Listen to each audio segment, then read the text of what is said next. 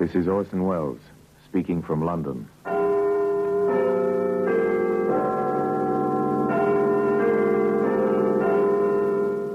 The Black Museum. Here in the grim stone structure on the Thames, which houses Scotland Yard, is a warehouse of homicide, where everyday objects, a flower pot, a coffee cup, a curtain rod, all are touched by murder.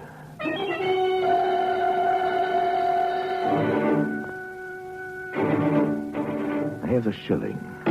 This is a familiar object, a shilling. It's a coin of the realm. So much silver alloyed with harder metals for purposes of wear, milled-edged, engraved with the face of a British sovereign. Very familiar object indeed. It's a lucky piece, all right, Inspector. Lucky for you, Bart. That's just what I mean, sir. Shillings don't buy much these days. But this one bought plenty.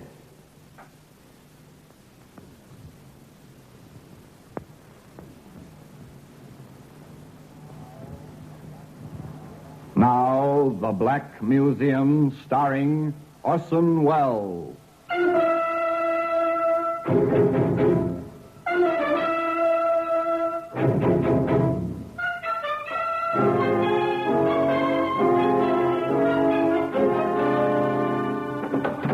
Well, here we are, in the Black Museum. Scotland Yard's Museum of Murder. Now, here's a small radio. Made for entertainment, for obtaining all the sounds that reach out through the ether for your ear. Thing for joy, for pleasure. But note the little wires protruding here, connected to the switch that turned this little sound box on. A man turned that knob, as was his habit. The little extra wires conducted current to an explosive. The man died.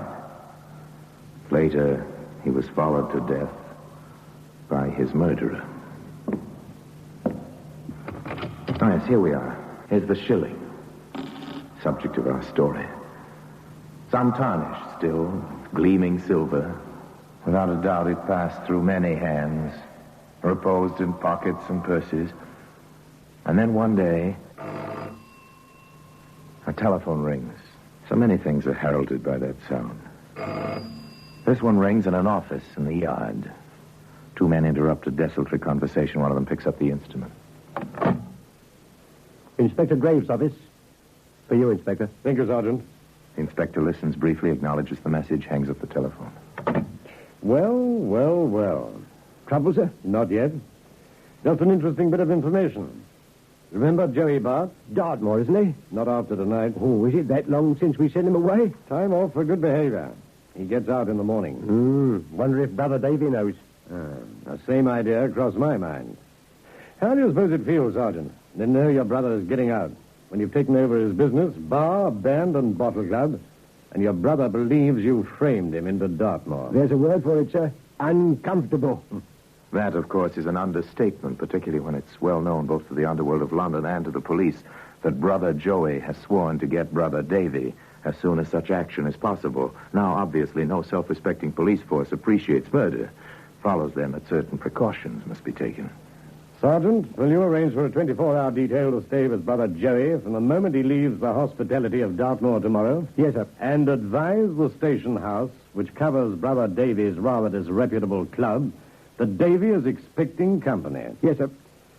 I'd rather like to be there, you know, when Joey tells his brother he wants the club back, and his share of the earnings of these past 6 years.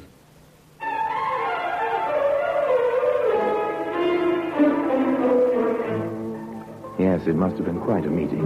It took place, of course. No question about that. In fact, no attempt was made to prevent it. The police knew when it happened. They knew exactly when Joey Bart walked past the uniformed doorman into the nightclub in question. They so reported to Inspector Graves. It was some 45 minutes later that his telephone rang once more. Inspector Graves' office. Detective Smythe here. The inspector available? Just a moment. Smythe, Inspector. He's on the Bart matter. I'll take it. Yes, Smythe? I'm in Davy Bart's office at the club, Inspector. He's dead. Where's Joey? Gone, sir. We saw him go in. We didn't see him get out.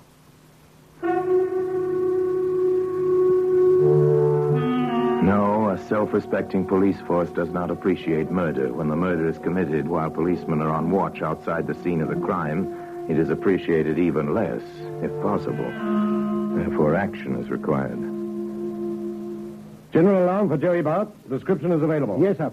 Close that club and hold the customers and staff until I get there. Let's go, Sergeant. All the resources of a great police department spring to life. And soon the inspector and Sergeant Maxwell are at the scene, viewing the body of Davy Bart with a hole in its chest.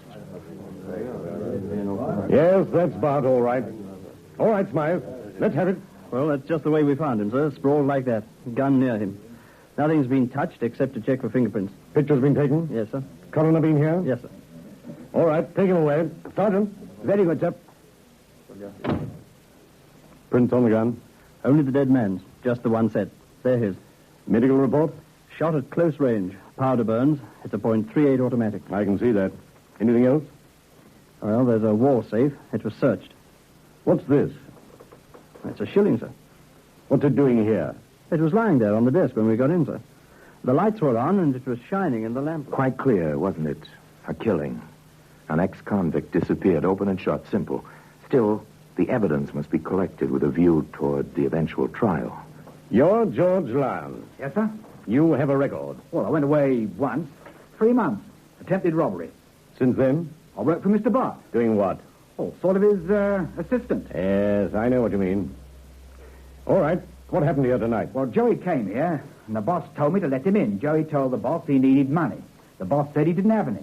They started to argue. That was when the boss told me to wait outside, and I did. Hear anything? Oh, the place is soundproof, Inspector. The nearest thing. Why did you come back inside? I took a chance. Seemed like an awful long time when Joey didn't come out. I found him. The boss, I mean. What do you know about this? Hey, that's the boss's lucky piece. When Joey asked for money, the boss took it out of his pocket and told him it was all the money he had on him. That's when Joey said, I ought to kill you for that. Only your life ain't worth a shilling.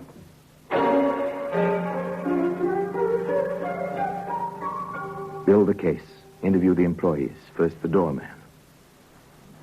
Well, I was kind of surprised, Inspector, but Mr. Bart said let Joey in the club when he showed up. Why? Well, everybody knows, sir. Joey thought Mr. Bart framed him to get the club away from him. So you let him in? So I lets him in. See him leave? No, sir. He must have gone out the back way, through that door. It leads out to the kitchen and the dressing rooms. There's a rear exit, sir, out in the alley behind. Now it's the turn of the kitchen help. The man in the best position to notice anything is the second cook. Yes, sir. That's my position, opposite the door. Did you see anyone go by tonight? Only waiters, and the girl in the show. The girl in the show? Yes, she has a dressing room in the hall. She sings. A name? Miss Fair. Mitzi Fair. Get the girl, Sergeant. Yes, sir. You at your station all evening? The chef, he called me over to taste his dressing. Only once. All the rest of the time, I... Yes, then you must have missed anyone who went through the hall during that time. Well, it was only a minute or two. That would be enough. All right, leave a name and address for the constable on duty. The henchman, Lyons, saw and heard nothing. The doorman was too far away. The kitchen help were too busy. Still, everyone seemed to have known that Joey Bart was there that night. Everyone, including the girl in the show. You sing in the floor show, Miss Fair, is that it? Well, I am the show, you might say. Or was. Yes, was. The club is closed. You'll need another job. Thanks for the 2 weeks' notice. We can do without that. What do you mean, I am the show? Well, I sing with the piano. When the band rests. There's no line, no comics. This place is too small. I see. What's your background, Miss Fair? It was the usual shabby story, the early ambitions, the voice that failed to make the big time, the small jobs to make a living, and the eternal hope for the break. Then the steady work in the club. Any particular reason why Dave Bart kept you here so long?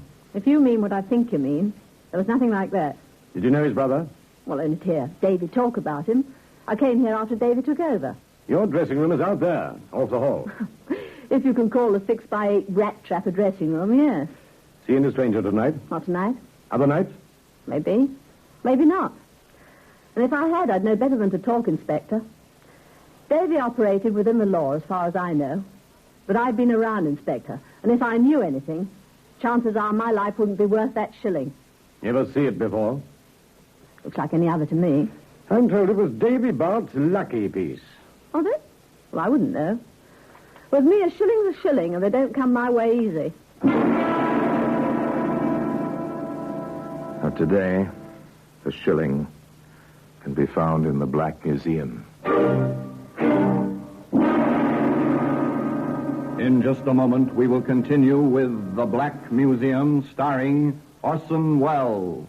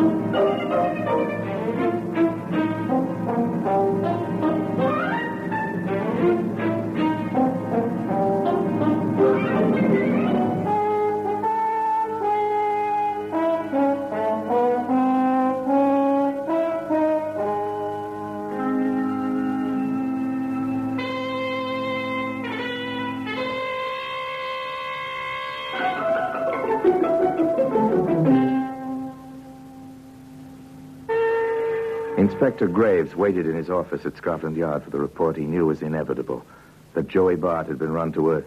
This was routine. Meanwhile, he sifted facts with Sergeant Maxwell. Nothing to it, Inspector. It's Joey. It couldn't be anyone else. Say that in court, and a smart lawyer will prove it could have been any one of a dozen people. Reasonable doubt, that's all. But Joey said he'd get his brother once he got out. That's not evidence, and you know it, Sergeant. There's plenty of evidence of the gun, for instance. Davy's gun, registered with only Davy's prints on it. The doorman saw him go in. Lyons was there at the beginning of the fight. The open safe. With nothing stolen. At least plenty of money in it, and Joey came for money. He left by the back way. Well, no one saw him. If no one saw him go out, they could have missed someone else coming in. Our case is full of holes, Sergeant. It's not the kind I want to go into. You see, it's one thing to be certain in your own mind that someone committed murder. It's another thing to prove it in court, where your facts are subject to attack by lawyers, subject to the workings of 12 minds in the jury box, subject to the judge's interpretation of reasonable doubt. The inspector knew this. The telephone again. Perhaps this time. Graves speaking. Smythe here, Inspector. We've found Bart. He's holed up in a tenement in the East End, 409 Allison. One of those places cut up into one-room flatlets. He's in the third floor rear. Set the cordons, Miles. Seal the place. Don't go in until I get there.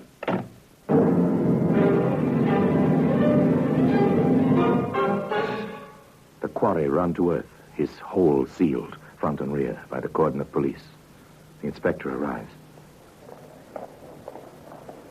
All under control, Miles. Yes, sir. He won't get out the back way this time. Good enough. Let's go in.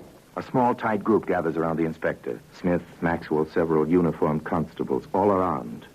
They enter the ramshackle building, start up the rickety stairway. Somehow this place escaped the holocaust of Hitler's bomb. It's old, dirty, dangerous. The landings are illuminated by fitful light from flickering yellow electric bulbs in fixtures that once held gas burners. At the third landing, the group stops. Splits up. Each man takes his station, one to each side of the doorway. The officer with a gun in position to shoot off the lock on the scaly door. The inspector with Sergeant Maxwell and Detective Smith facing the doorway. Here it goes. Oh, good. You know who it is, Bart. Police. Open up. Come in, gentlemen. Come in. Check him over, Sergeant. Yes, sir. No, nothing on him, Inspector. No weapon. Very well. I could have told you that. No guns for me, Inspector. I'm glad you got here first, though. I thought maybe it was some of Davy's boys with the same idea you have. But I didn't kill him. Not much sense killing the goose with the golden eggs, is there, Inspector? They took him to the yard. Held for questioning, the record said. The questioning was sharp and to the point. What did you get from your brother? £100 to start. That was all? Oh, he argued first, but I got good and sore. Told him his life wasn't worth the shilling he threw at me. We know about that. Yeah, Georgia Lyons was still there. After that, Dave threw him out. Then I told Dave I could prove he'd framed me. He acted like he believed me. Told me I'd be a fool to take the club back after the way he'd built it up.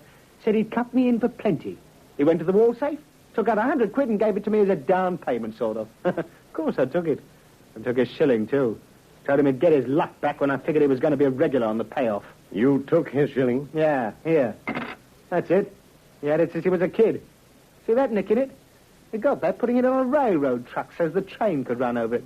Sergeant, bring Lyons and the fair girl down here. Yes, sir. You see anybody in that back hall, Bart? Nobody. Dave said to go out that way, and I did. I wanted a little privacy, you see. Your boys were with me all the way to the club from Dartmoor. You hear anything in that hall? Only the pans in the kitchen. Now, look, Inspector, I didn't kill him. Why should I? He was paying off. Nobody kills a guy who pays. Maybe. Maybe not. Outside, Bart, and wait there. I'll see you again later. An accommodating ex-convict, to say the least, and willing to talk his head off. The inspector was puzzled. This was not part of the usual pattern. The puzzle seemed deeper when Mitzi Fair told him. That Shilling? No, that's not Davis. Davis was the one on the desk. I watched him play with it lots of times. You're certain of that? I'm sure. Positive. And the puzzle seemed deeper still when George Lyons said. Yeah, I remember now. That nick in the shilling. Hey, Inspector, if Joey had this shilling with him, who put the other one on the desk? Know something, Lyons? The answer to that question could be very interesting. Very interesting indeed.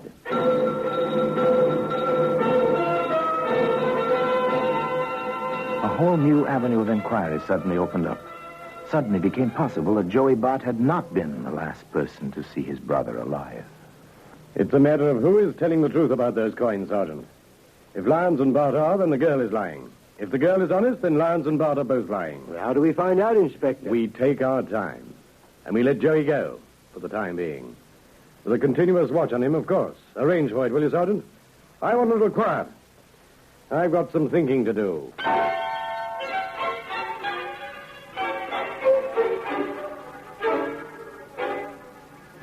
The inspector had his peace and quiet briefly. Shortly thereafter, he adjourned to the Padlock nightclub with Sergeant Maxwell and Detective Smith. Nice of him to provide wall-to-wall carpeting. I hate tearing up floorboards. Well, it helps the soundproofing. How are you coming along the wall, Smith? Nothing hollow. Soundproof tiling under all the draperies. Hello, here's something. Back of the couch, Inspector. Bobby pin, blonde. The singer's a blonde. Too bad she's not the only blonde in London. If she were, we'd have to prove she dropped it after Joey left this office. Nothing doing on the walls, Inspector. Next? The desk. Take it apart if necessary. Yes, sir. Dave, Bart, look too honest, Sergeant. There's a reason for soundproof offices. And if there's any record of that reason, it'll be here, someplace. Well, the girl said something about visitors, back door visitors. I know she did. Hello. Here's something. False bottom to this drawer. It measures 6 inches deep on the outside and only 4.5 on the inside. Sliding panel? Probably. Sounds hollow enough. Here it is. The bottom slides back when you press this nail head. A couple of letters here. The record book. Good work, Smith. Well, Mr. Bart was methodical. Record of payments to the witnesses who swore his brother into prison. Income from various enterprises. Letters. Well. Enough there on the girl to keep her working for free the rest of her life. To say the least. Then it's the girl, Inspector. Or Joey. Or both. Or neither. Lyons? There's a great deal on him, too. His 90-day sentence seems to have covered up a small item which could have meant 10 years. Apparently, several people were interested in the sudden death of Mr. Dave Bart. Shut the drawer, Smith. Leave everything as it was, except for the papers. We'll take those. And as we leave, Sergeant, suppose you forget to snap the lock on the front door. Understand, Sergeant? Yes, sir. It was neat and simple. The bait, of course, was the contents of the drawer. 3 people were interested in what it contained. Given an open padlock, the opportunity to search, the magnet, which was the letters and records in that desk, should draw at least one person back to the room where someone had killed Dave Bart. He left a shilling on the desk. The inspector waited. With him, Sergeant Maxwell and Detective Smith. A dozen assorted detectives and constables. They waited in the silent, darkened nightclub behind the door with its open padlock. They waited in the dark hallway near the kitchen, among the piled-up tables and chairs in the main room. They waited in the echoing, empty club. waited for the sounds they knew would come. Sounds which did come when the safety of night shrouded the street outside. The door, Inspector. I heard it, Sergeant. Crouched in the darkness, they heard the footsteps. Light, tentative. Then bolder, more confident, as eyes became accustomed to the gloom. A moment later... Another one, sir. Quiet, Sergeant. The first intruder was aware of the second. More quickly now, the footsteps came into the main room of the club, crossed the dance floor. Suddenly, the second person broke into a run, caught up to the first.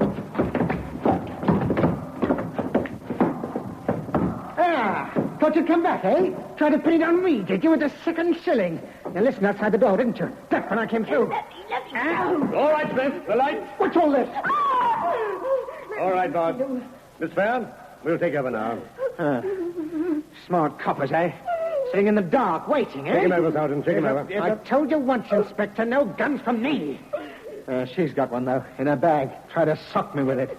Well, Miss Fair, why did you plant that second shilling? I knew George was in there. When Joe made his crack about the shilling. I went in after Joe had left. I wanted my letters. David made me miserable enough with them, and we argued. And he tried to threaten me with his gun. I grabbed for it, and it went off. I thought if there was a shilling, you'd think it was Joey. Yeah, a woman. Every time it's a woman. Never mind, Bart. You can tell that to your friend. Miss Fair, you're taken in charge. And the charge is murder. And today, the shilling, which was the main clue in this case, can be seen in an honored position in the Black Museum. Orson Welles will be back with you in just a moment.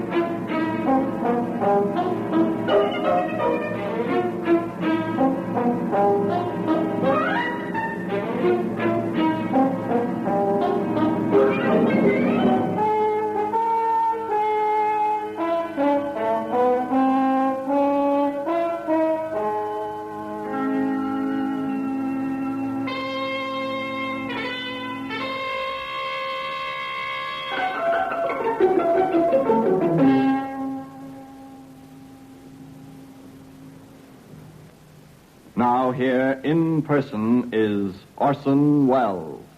There was no premeditation, that was clear. And certainly there was provocation. Mitzi Fair went away, convicted of manslaughter. Joey Bart eventually reopened the club, which had been his property in the first place. Seems to be going straight. Only time and the careful eye of the Metropolitan Police will know about that. Meanwhile, the shilling, contributed by Joey Bart, remains in its customary place in Scotland Yard, in the Black Museum. And until next time, we meet in the same place for another story about the Black Museum. I remain, as always, obediently yours.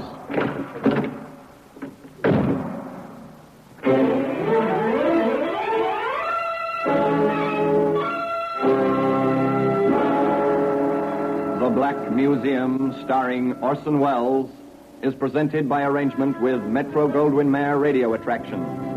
The program is written by Ara Marion, with original music composed and conducted by Sidney Torch. Produced by Harry Allen Towers.